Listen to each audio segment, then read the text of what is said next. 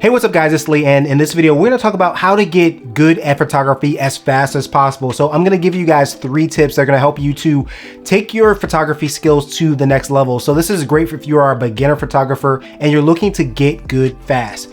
Basically, that's what this video is going to be about. Now, these tips are not going to be something that are going to be so amazing, oh my God, but they're going to be very good tips. They're going to help you to get good at photography fast, which is what you want. So tip number 1 is going to be learning your camera inside and out. Now, it really doesn't matter what camera you start out with. You just want to learn that camera inside and out. You want to understand all the different modes that the camera has. You want to understand how to change the settings. You want to understand how to shoot in RAW. You want to learn the menu system. You want to just understand fully your camera. You want to understand how to change the aperture, the ISO, the shutter speed. You want to have a full understanding and full control over your camera. Once you have full control over your camera, then you can kind of view this camera as an extension of your creative mind. You'll be able to take the photos that you're looking to take because you know how to change the settings, how to get there quickly, and how to capture those moments that you're looking to capture. Tip number 2 is to learn the photography basics and experiment endlessly, practice all the time. Now, what do I mean by photography basics? Now, what I mean by photography basics is, for instance, the exposure triangle, right? You want to be able to understand how ISO, aperture, shutter speed, how they all sort of intersect and how they relate to one another, how you can make your photos lighter or darker, or how you can have more or less depth of field, or how you can capture more or less movement with your shutter speed. That is how you want to start off with. You want to fully understand that exposure triangle. Then you also want to make sure you have a good grasp on composition, like the rule of thirds, how to take balanced photographs.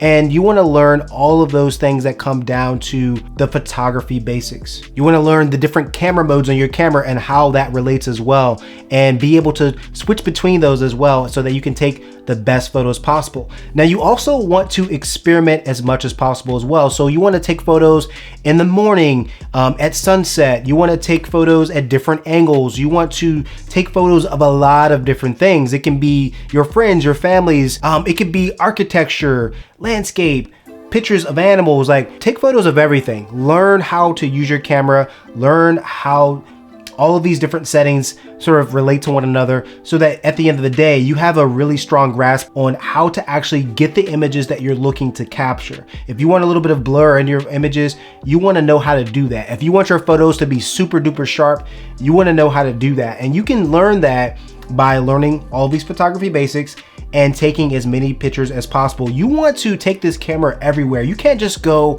and take photos on the weekend, you know, a couple times a month and be like, I'm gonna learn photography fast. You're not gonna learn photography fast that way. You're gonna learn photography slow that way. So take your camera with you every day, capture a few photos. You wanna go back home, you wanna upload them on your computer and take a look at those images and think about a few things. What makes this photo a good photo? Why do I like this image? Could I have had more depth of field or less depth of field in this image? Why is my photo blurry? I want it to be sharper.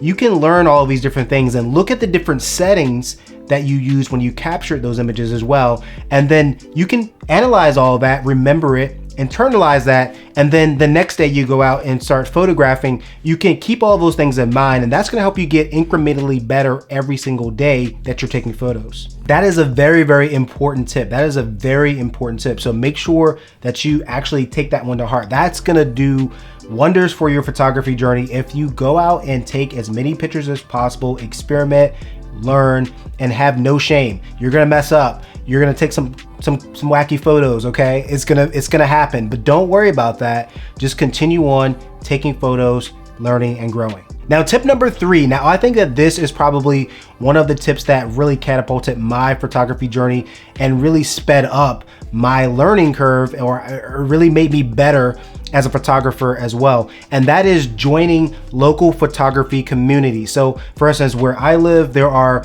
tons of different communities that you can join. They have photo walks, they have different events where sometimes the models come out and you can actually take pictures because they are aspiring models. They want to learn how to pose.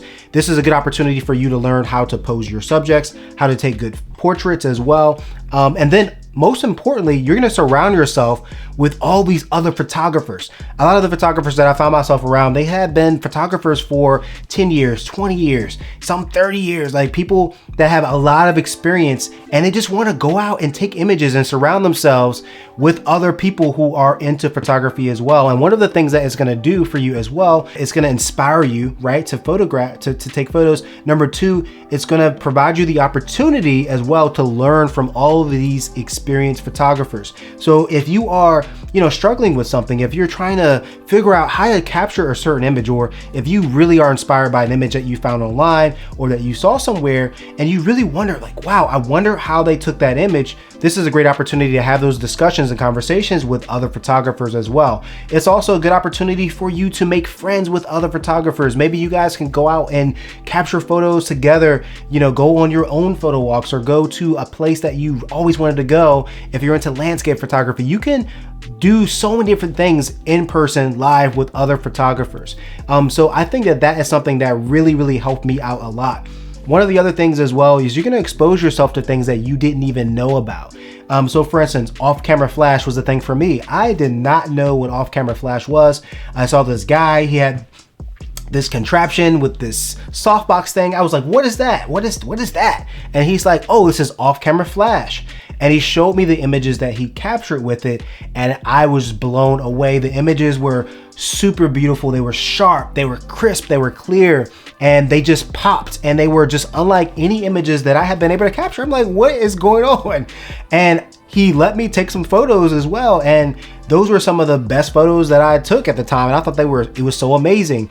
And so it just kind of took my thinking to another level as well. Like, oh, this is something else extra that I can learn, something else I can do in the future to get better at photography, right? You can build on your skill set over time, but immersing yourself in an environment like that is gonna really speed things up so fast for you. I think that this is one of the most valuable tips that I have for you, because a lot of times we just go out and we take photos by ourselves. Maybe we might have a friend, but that's about it. But if you really find a community like that, you're gonna be very happy. And you can find these communities on Instagram, maybe hashtag like photo walk, or just look on Instagram, find different communities nearby. Number one, you can Google some communities.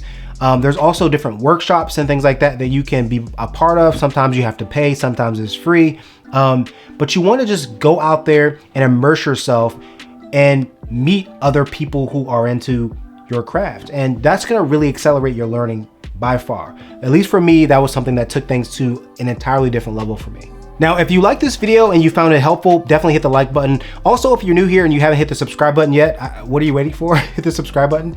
For more videos just like this one, I make videos on photography gear, things like that. So go ahead and hit the subscribe button with the notification bell to be alerted every time I make a new video. Thanks for watching this one, and I'll see you in the next video.